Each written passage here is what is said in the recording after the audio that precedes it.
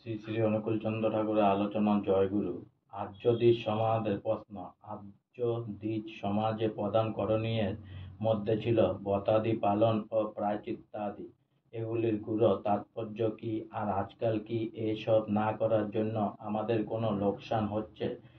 উত্তরে শ্রী শ্রী ঠাকুর, ব্রত কথার তাৎপর্য হইতেছে শ্রেষ্ঠ বা উন্নত কিছুকে বরণ করিয়া তৎকর্মনিষ্ঠ হওয়া, আর তাহার বিরোধী যারা তাহাকে অবরোধ করা।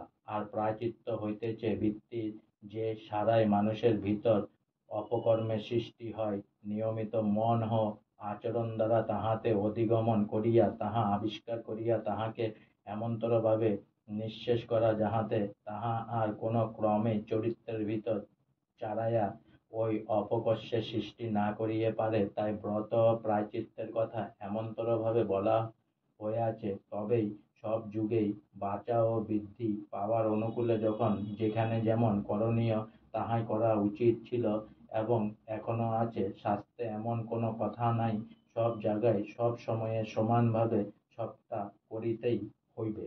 আজকে আমার শ্রী শ্রী অনুকূল চন্দ্র ঠাকুরের আলোচনা এখানেই সমাপ্ত হলো।